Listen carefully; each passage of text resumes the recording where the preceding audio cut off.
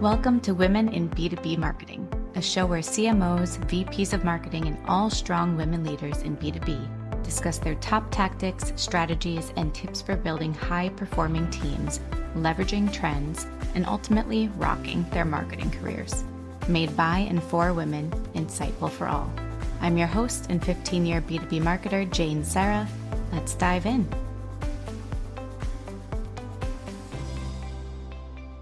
Thank you, everybody, for joining us for another episode of Women in B2B Marketing. Today, I have with us Christina Lord, who is, again, as of this week, Head of Product Marketing at SafetyCulture. She's also former Canada, now in Australia. So welcome to the show, Christina. We have a lot to talk about. Thanks so much, Jane. I'm really excited. So first, there's two different routes to go down, right? Your career path and, well, this is part of it, but geographical path, right?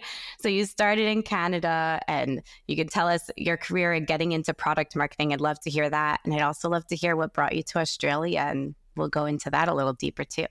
Yeah, I guess product marketing folks can come from so many different functions. They can come from product, they can come from sort of a general marketing, or they can come from customer success. So I came from customer success.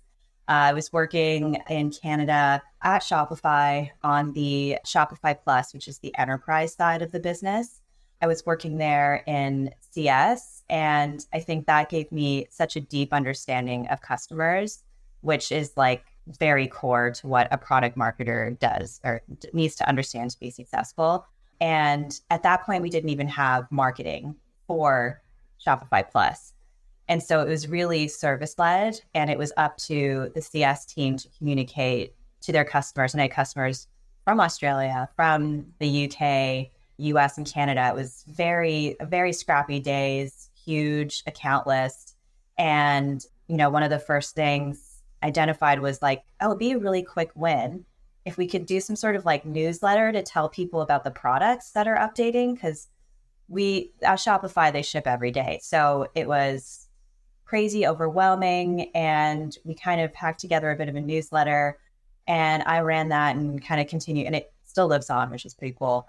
And then when the head of marketing, who's kind of a little bit of a mentor to me, joined, she was like, what you're doing is like product marketing. I was like, what's product marketing? Yeah.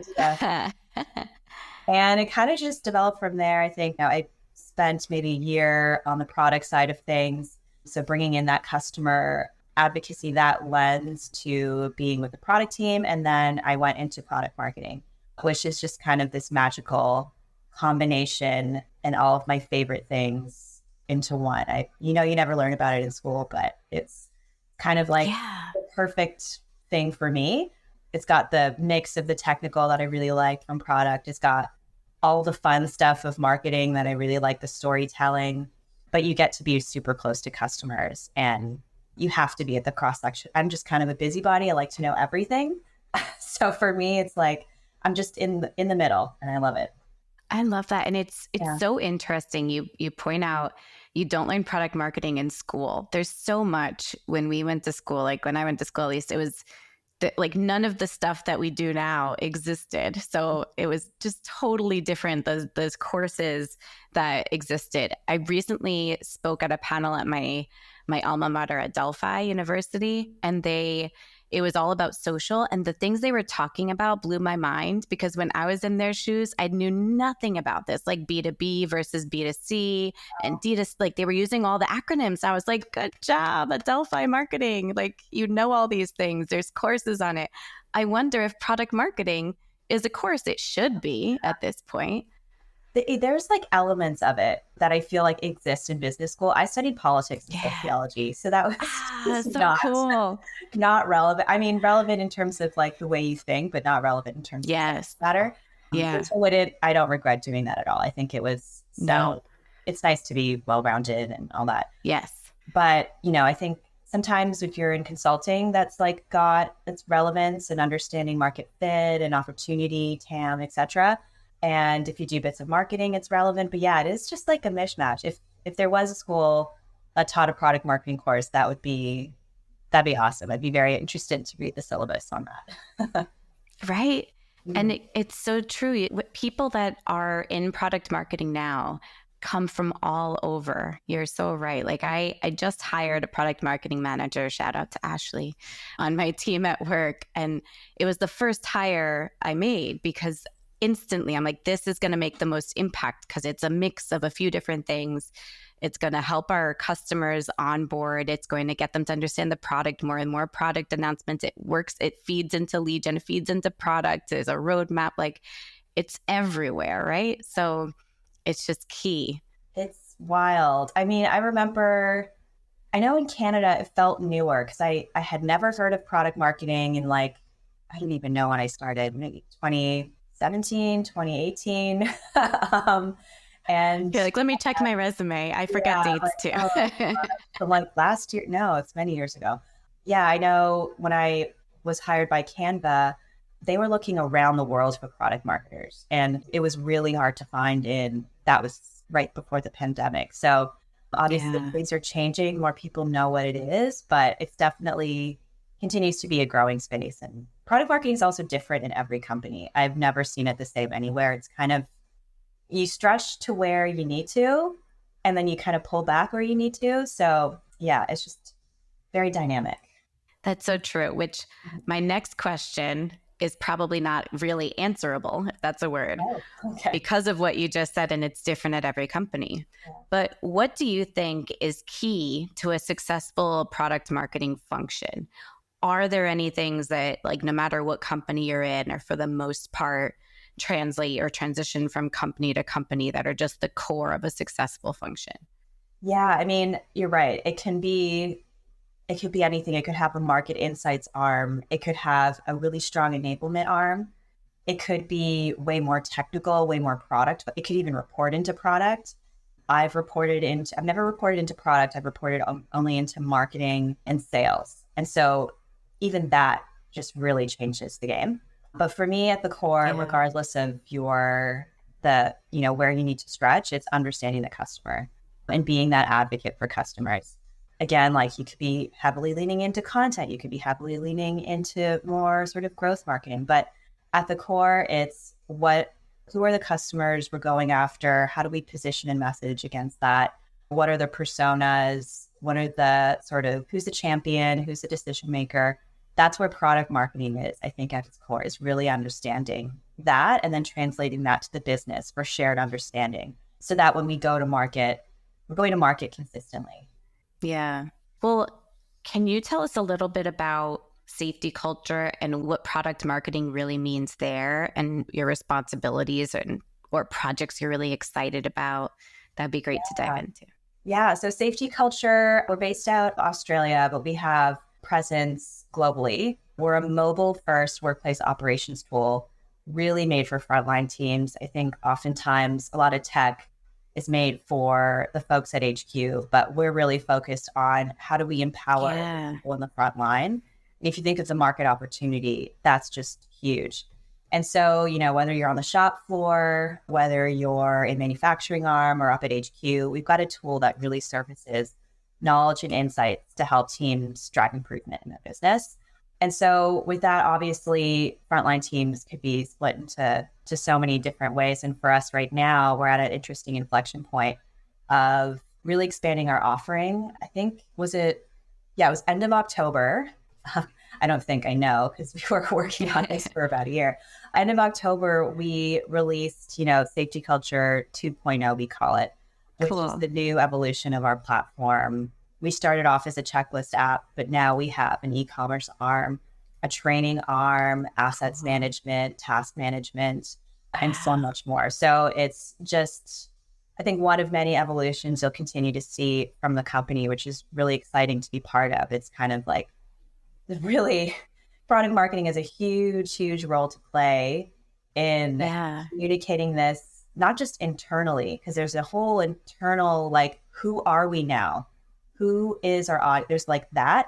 And then obviously externally, once we've rallied around that, what problems do we solve? What are the solutions that we're best to help attack? And who are we going after? Yeah. So a couple things I want to dive into here. One is the kind of two steps you just mentioned. And then I'd love to also talk about how product marketing is different when it's a mobile first product, because that seems so interesting to me, like a fun challenge, right? But first, you mentioned when there's a big change or evolution of a product that you're working on in a brand, it's who are we now internally and then sharing that externally. What role does product marketing play in both sides there? Yeah, I think internally and it really depends, I think, on how the product team is structured, but it's really strong partnership with like leadership and the PMs on telling that story. So whether you're a designer, an engineer, a go-to-market person, you're bought in, you get the story and the vision. And I think it's also being clear on what we're solving today versus in the future. I think sometimes we get caught up in, oh, we're creating positioning, but the positioning is getting confused with the vision. And it's like, okay, let's just bring it back. Yes. Like, where are we today? And then where are we going tomorrow and into the future? And I think, yeah, that obviously translates to how we build products, which then obviously impacts customers externally. So I think all of that goes hand in hand. I think sometimes you see internal only messages that were like, oh, it's okay, it's just internal only, actually go out into the world because, go to market teams, sales teams, CS teams, support, they're like, well, that's the story we're going out with. And it's very hard to come back from that. That's why internal comms is like really important in really fast changing times like we're experiencing at SafetyCulture. Yeah, that's so true. So you have to work. I mean, I see this for sure with product marketing again and again, probably another consistency, regardless of the team or company you're at, but the need to be friends and partners and aligned and collaborate with every division. Yeah. I mean, that's my favorite part. Finance, legal, data, obviously marketing, obviously product, design. Like it's really everyone, which I think product marketing, if you're looking at a role, and take it back a little bit, if you're looking at a role that really drives impact, has a ton of visibility, I think I almost feel bad because like product marketing is the face of like all of that. But like really sometimes we don't own the channels. It's the different marketing teams that own the channels. It's enablement that owns the channels, go to market product, but we're kind of the high visibility nucleus of a lot of it. Yeah. It comes with its pros and cons, but yeah, that's what I love about it. Yeah, so cool. So the second piece to dive into is the mobile first component. How has that been different for you or a new challenge, or how does that impact product marketing and your involvement? Yeah. I think in my career, I've worked at companies that it was the B2B arm of a company that was kind of more B2C. Like you think of Shopify, obviously that is more B2B, it's selling to businesses, but it started as selling to someone trying to have a side hustle or, like that kind of thing. And then Canvas, obviously very single player, I'm creating a birthday card and that kind of thing. Yeah. And so they wanted to go into enterprise in a way that was B2C. And so that means it's kind of like not the traditional sort of B2B marketing channels that we go after. We were trying to be different. And at SafetyCulture, it's the same. We're trying to be different than like an SAP or that kind of thing. We're trying to leverage sort of the more B2C marketing channels to get in front of customers. But with mobile first, I think there's huge opportunities for product-led growth. Obviously, we have every tech company has very ambitious goals revenue goals, monthly active user goals. And to get that it doesn't mean hiring like 1,000 more customer success people. That doesn't really scale. How do you scale it in a way that is really product-led? That's where product marketing partners with product, because we are the arbiters of customer experience. So every PM, is going to say, oh, I want someone to see notification about this feature or an email about that. And we're kind of like the person that protects the customer message, making the message really resonate, not flooding their inbox with a lot of things because we're seeing what's happening across the business. Yeah. And so, when you're mobile first, obviously it's in the palm of their hand. The platform can be a lot more essential to their everyday, but it's up to us to really make sure that experience is amazing, that we're not getting in the way of their experience with the platform. Love that. So I was going to ask if you're a more PLG or SLG motion. Are you a blend of the two or more focused on the PLG side? I think we definitely want to, at SafetyCulture at least, be a bit more PLG. At Shopify, it was definitely more sales assisted. Yeah. Especially when you think about enterprise, if people are doing what, it's a little bit of a buzzword, but like headless and stuff, it's really complicated. And there was a whole team just spun up to help guide someone in the first few months. And so that was very sales led and longer sales cycles and that kind of thing. And Canva was a little bit of the same way. It was pretty easy to figure out, but scaling across thousands of people can be challenging, and the product had to catch up to the scalability in order to actually deliver on that promise. And so having a success team really hold the customer's hand was essential there. So yeah, I think there will always be a little bit of an element of trying to get adoption to grow faster, but it's a fun challenge for sure. And again, more partnerships across the business to get it done. Yes. You mentioned at Shopify that you launched, even before you were officially a product marketer, you launched the newsletter to share all of the announcements and features that were updating, to just share that feature update. So do you personally believe, from your experience, that every feature update should be promoted and shared externally? Or how do you pick and choose what deserves to be shared? I feel like you know the answer, which is why which I love. I need validation or to be proven wrong, so I'm curious. I think I know what you're getting at. No, not every update requires a customer to know about it.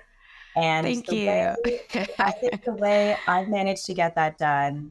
So if you think about a business who started without product marketing, PMs are used to having that direct line to marketing, and different marketing folks will say, yeah, sure, I'll do that email, or yeah, sure, I'll do that notification and app.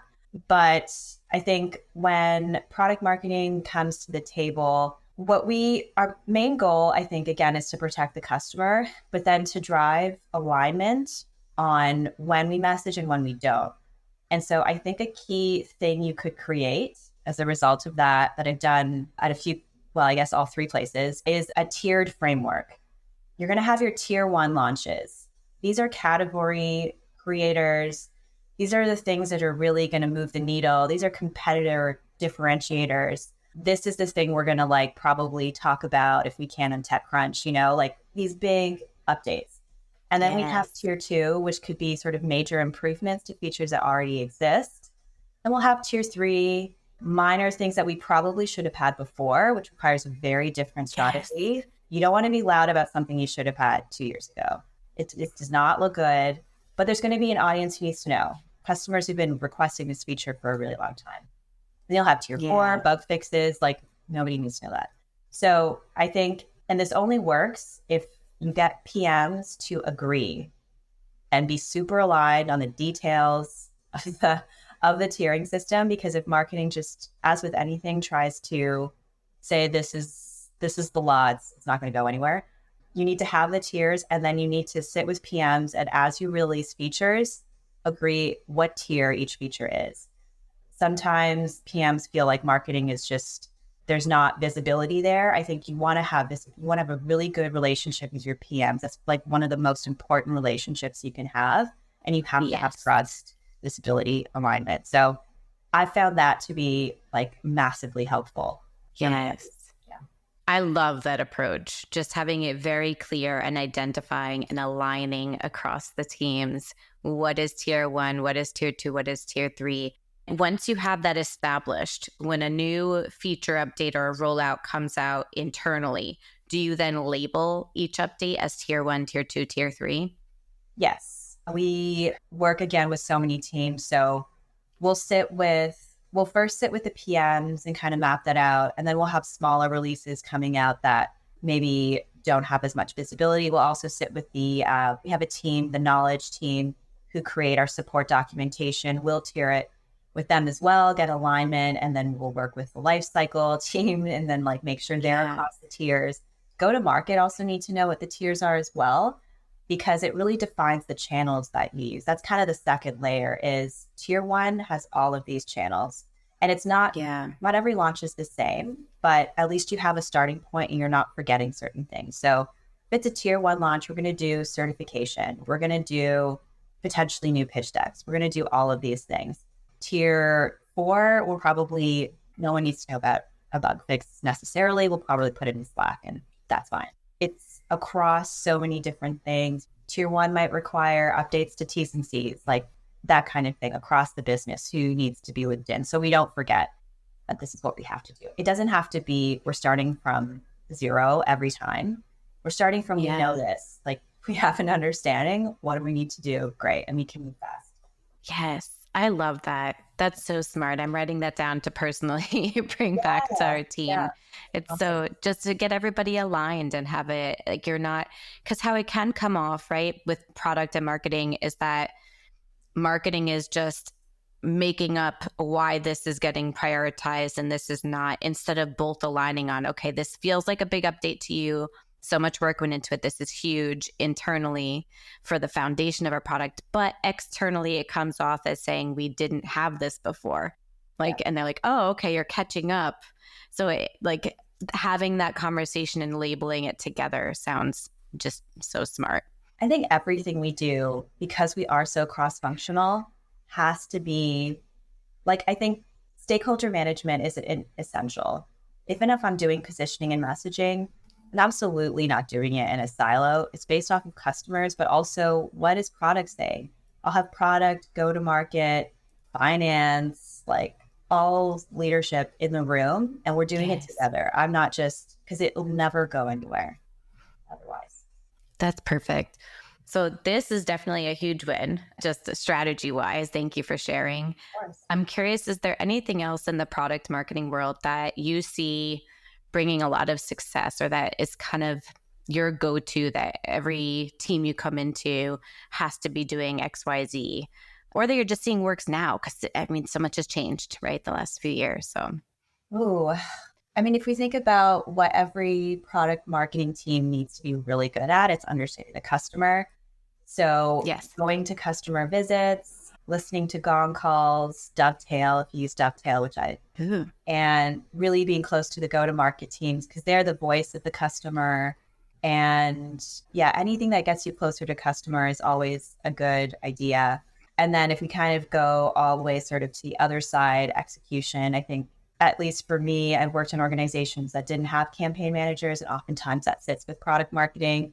When we did this big platform launch, I was kind of like helping rally the troops around that and having clear documentation, understanding the sort of run of show, hours of meetings every week. This is something product marketing needs to do to rally across against so many different functions and bring that all together. So any sort of, we use Confluence a lot, spreadsheets are always helpful, but anything that just brings visibility and tracking and Gantt charts and all of that super fun stuff that's essential, I think is integral when you're running big projects like that.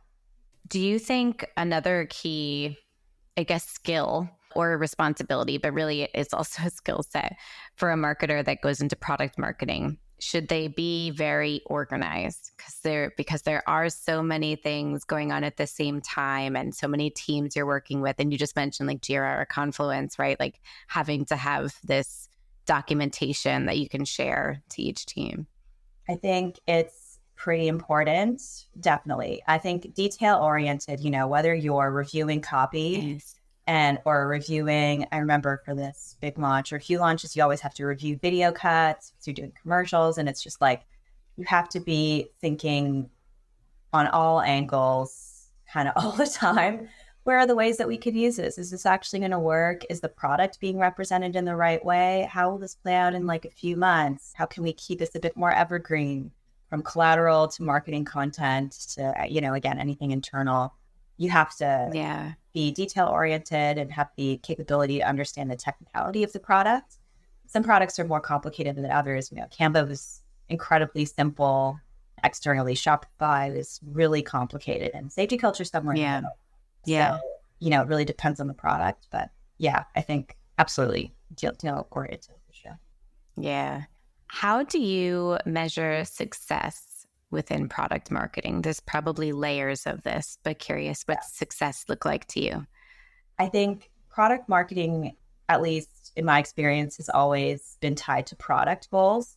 So whether, your goals are monthly active users or for each feature, or maybe a platform, how you're tracking that, it should be shared, especially if your role is driving adoption, which it really is, through the understanding of the customer. How do we drive adoption of the product? Yeah. In some instances, I've had it be tied to some sales goals as well. So it's really hard to do attribution on sales, I would say. It's even kind of hard to directly attribute it to product marketing because there's so many factors. But I think one goal you could have is on, creating collateral. But really, what does that mean? How is it being used? It's so hard. So I think at the root of it is product adoption. Yeah. So interesting. And I wonder, this differs how you measure and what tools you use to track this. Do you have a fave from working at different companies that I'm sure had drastically different tech stacks? Are there any tools that are your go-tos for product marketing and especially for measuring product adoption, feature adoption? I don't know if I love them, but they're kind of a necessary thing. Yeah. Tableau that's what everyone's used. There's also Amplitude, but I don't know. Most organizations I work with, it's always the wrong information. No shade on Amplitude. I think we've just executed on it and maybe not the right way. Yeah. Yeah, I'm a big fan of anything that's going to drive efficiency. I think as soon as ChatGPT came out, I was like, okay, yes, that's my work. And I don't use it in terms of what is marketing, but more summarizing dense information. Just being faster in that way. Or if I have to refine an email, I shouldn't have to spend long on writing an email. It should be quick. Or a big Slack message that will go out to the company. I shouldn't have to spend, here's the points, reorganize it for me, boom, done. And then just get on to more important things faster. Let's go into that a little bit. I had a whole nother topic I wanted to dive into, but this is a great in between days. Yeah. I'd love to. So I wrote down, let me know if I have this correct. So you use ChatGPT obviously for just to maximize your time, right? Automate some tasks that can be taken off your plate so you can focus on the bigger strategy. Yeah. So summarizing dense information like product docs, right? And then at least giving you an first draft or an outline or information from that to work with. Email, so getting that drafted faster. And then third, internal Slacks, internal comms on updates and stuff. Tell us more. Or did I miss anything?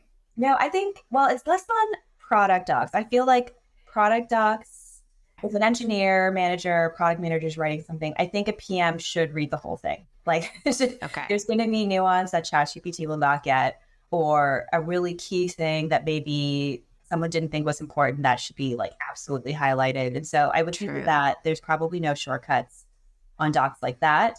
But yeah, I get a lot of just internal, long emails and stuff like that. And I feel this could take me 15 minutes to really comb through, or, I could just speed it up and just do it like that. I think the whole team kind of knows that. So it's yeah, okay, I'll get back to you pretty quickly because I've used ChatGPT to just get the gist. I also use WordTune. I don't know if you've heard of that.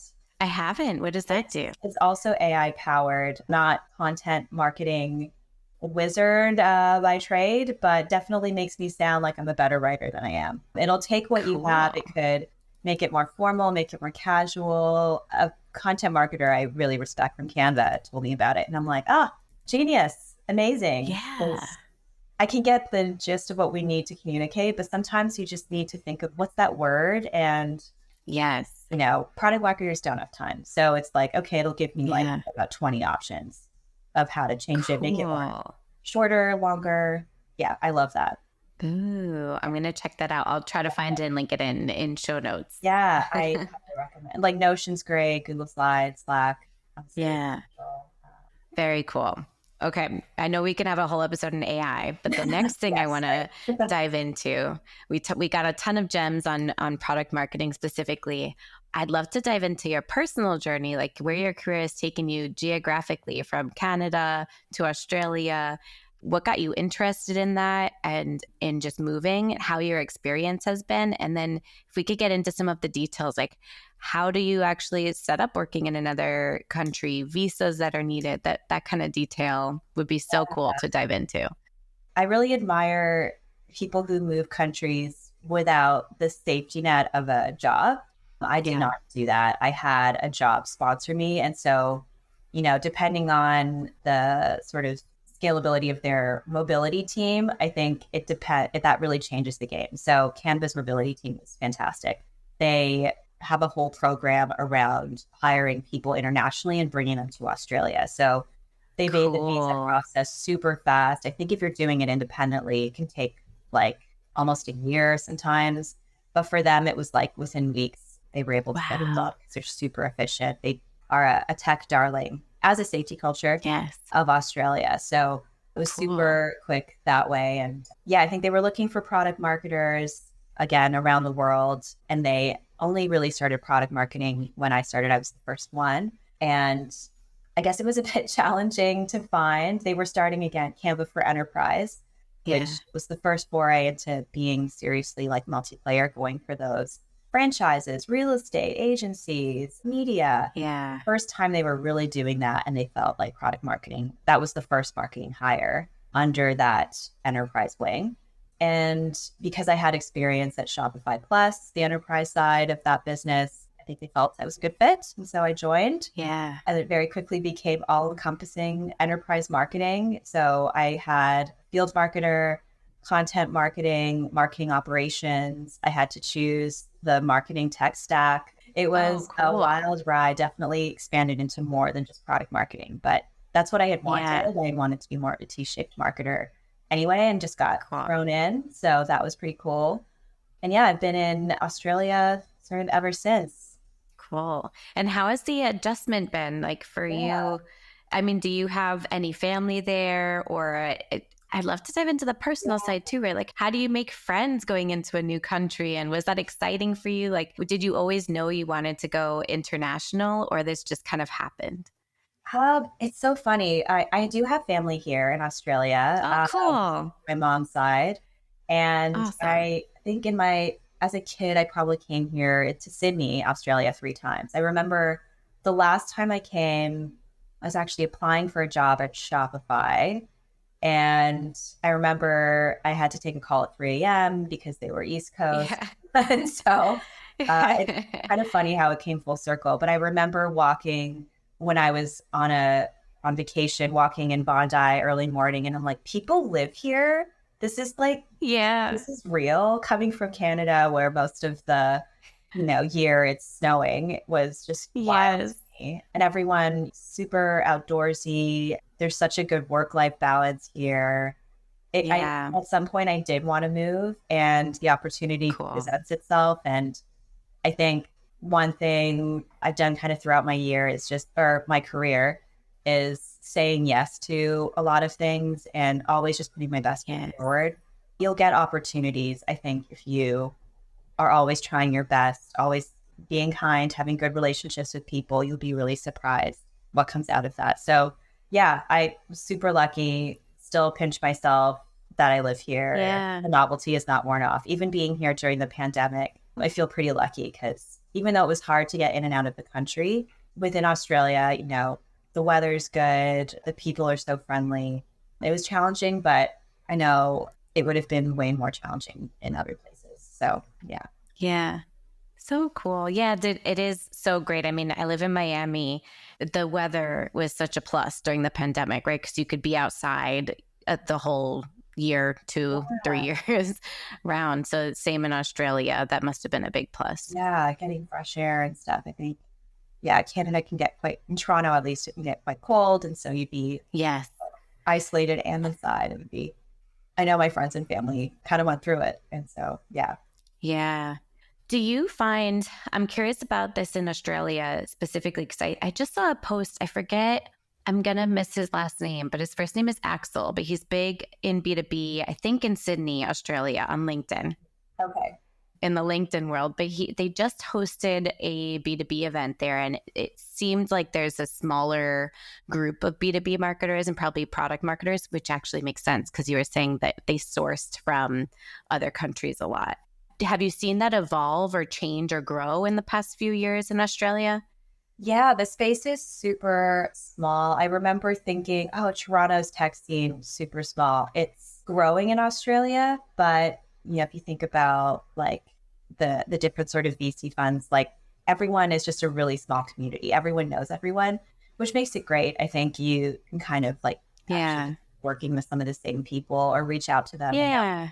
It's so nice. But I definitely think it's growing for sure. Product marketing is growing. There's more product marketers in the space. People kind of are getting what it is. We have the Product Marketing Alliance, which is a global network. Cool. Presence here. Yeah. There's different meetups. So it's definitely growing, I would say, for sure. Awesome. Because that's another thing I think about, right? Like making friends, but also colleagues and expanding your professional network wherever you are. Because we're all Zoom culture now, right? Or Riverside, that's what I'm using now. But we're used to that, but nothing beats that in-person bonding of people that are in your space and get the challenges that you can just vent about, oh, this thing happened with product marketing today, or I had this talk with the PM and blah, blah, blah. Being able to have those conversations in real life, it's just so key. It really changes the game. And I think there's like a core group of actually women in product marketing that I've kind of gotten to know a little bit, which is love it. Great. And then some of them have experience at companies I've worked at. So it's kind of just like wild. Because again, the tech scene is really, it's still growing. So that's been so great to have that support system. So interesting. So you gave one piece of advice here on the always say yes to things and keep your mind open, and that opens up doors. Do you have any other advice for anyone who is doing marketing in one place, but definitely wants to go abroad somewhere else? Any advice to them on how to start that journey? Oh, like geographically? Yeah. Or, that's a good one. I don't know if I'm a good person to answer that because I think I was just really lucky. I didn't apply to Canva. I didn't kind of seek it out.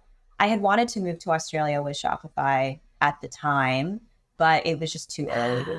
Yeah. And then, like when I did 2 years at Canva, I then moved back to Shopify in Australia. So that was a really cool opportunity, but the stars aligned. I think that one thing I've seen work pretty well for others is like, if that company has a global reach and if you spend time with them, you start building those connections with those global teams, over time, the opportunity might come up to move there.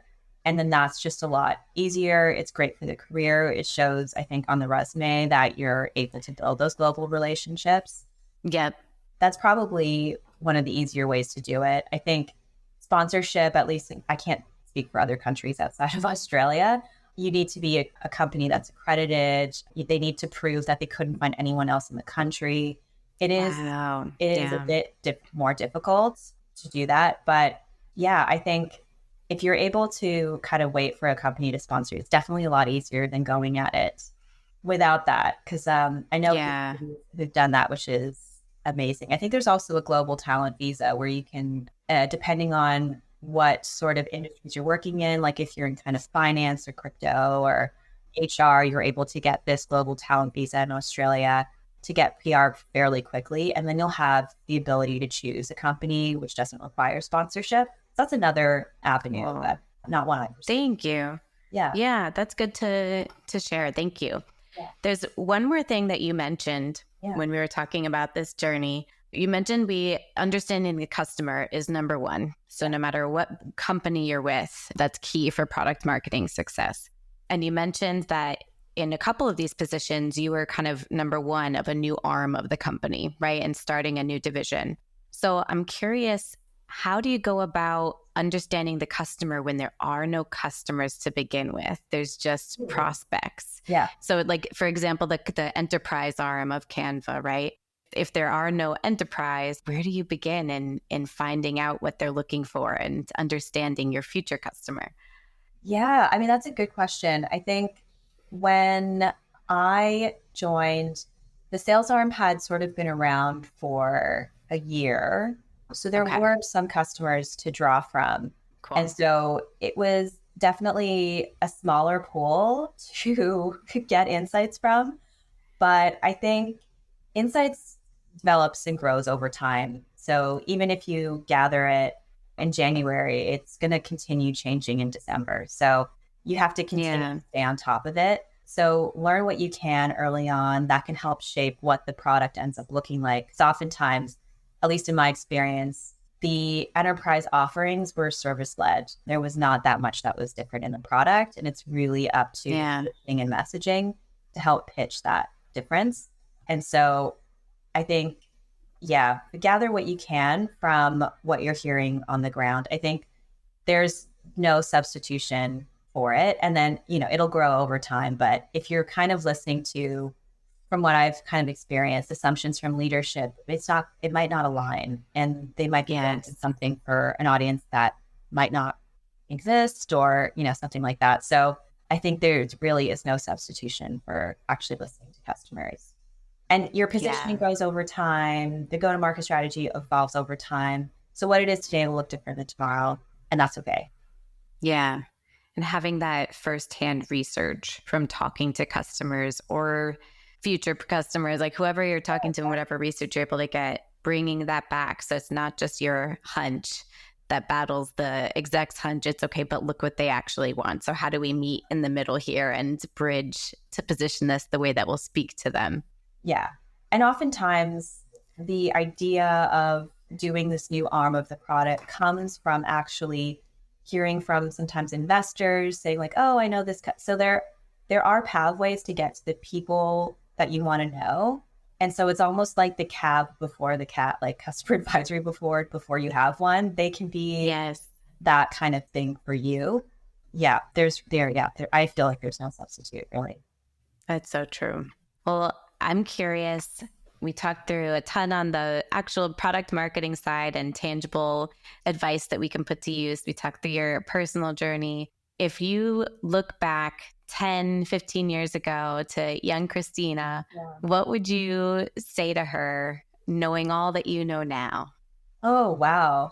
Yeah, 10 years ago feels like not that long ago, but also it is. Like, Right? It think was about like my age. this. Yeah, I think 10 years ago is actually, to be very, very honest, struggling in my career. I just felt quite, didn't know where I was going. I was kind of that graduating class off the back of the financial crisis that was like, oh my goodness. Yes. And I just like did a year more of, I did grad school for a year just to kind of delay the Yeah. reality of the world. Maybe it'll be better after Yeah. this. Yeah. And then I just kind of studied what I was passionate about, which again, nothing related to what I'm doing today. Yeah. And yeah, I guess definitely lost. And I think that for me, what's been valuable about that experience is that I'm really passionate about helping younger people, younger marketers grow. I think I was so hungry when I was younger to prove myself, to Yeah. kind of do whatever I could to drive impact and, yeah, just essentially have a career. Yeah. And I think that sometimes to my detriment, but I don't know if I would necessarily change anything. I think when I look back on how I've grown over the last 10 years, it's been pretty wild, especially not coming from a business background and just really Yes. kind of starting from the bottom in a lot of places. But I think, yeah, it still just sort of rings true, trying to say yes to every opportunity, developing Yes. relationships, always learning. I think that's kind of the other thing is when you're really junior, you'll be in those meetings where like 20 people are talking about their numbers and you're just like, ugh, why am I here? Like, this is not relevant. But actually, that is the thing you're probably going to do when you're a leader. What are they saying? Like, actually Yeah. listen, ask those questions. Because sometimes it's like, this isn't relevant to me because I'm not in that department, or this isn't relevant to me because it has nothing to do with what I'm working on. I'm going to be on Slack Yeah. doing something else. I think if you So can true. really pay attention to how people are leading, you get that experience over years and have conversations with those people, learn from those people, have conversations about that with like your colleagues as well. I think that's something I wish I paid maybe more attention to. I was paying attention, but maybe if I was more dialed in, I would have so much experience, sort of like learned experience from seeing all of these great leaders across Shopify. I was just like, Yeah. so Yeah. I Do you wish I kind of could. wish that you can rewind like those I memories and like focus in, zoom in on the like, what did they conversation again? say at that moment in that company's history Yeah. before they, like, how did they influence people to do this crazy thing? Or like, how did Yes. they, what were they tracking? Like, yeah, I just really wish I remembered that. Yeah. Because yeah, there's so much you can learn. But I think when you're really junior, like, you're like, oh, it doesn't matter to me. But Yeah. yeah, definitely try to pay attention to that. That's great advice. I wonder if, I bet subconsciously a lot of that did stick with you and you know it. It's just not top of mind to be able to repeat, but it probably all layered into getting you to where you are today, that exposure, right? Yeah, I think to a degree, I think I've been able to work under some really awesome, awesome leadership. And when you start you flipping the table and you're that person trying to inspire other people, you're like, okay, here we go. Yeah. So, yeah, pretty cool problem to have. Yeah. So you mentioned that you love to kind of pay it forward and help bring younger women who are in marketing and product marketing under your wing and teach what you can and what you've learned. Are you open to mentees right now for any listeners here if they want to reach out? Totally. I mean, I'm in Australia, so time zones aside, yeah, absolutely. I think Shopify, Canva, and here, it's like what I love is finding talent in non-traditional areas and spotting that and being like, you would be a really great product marketer, or you're already a product marketer. Let's throw you into this. I think you can do it. Yeah. It can be a little jarring, but I think that's how you learn because, when the stakes are high, you really have to step up. And so that's something I'm so passionate about is identifying top talent, bringing them in. Had the opportunity to hire some really awesome people at Canva as well. They were growing. They continue to grow rapidly. And then Shopify, I think, because I was one of the first product marketers, there's been some awesome people that came out of support or customer success that I was like, you guys, they need to be on our team. They are amazing. Still connect with them today.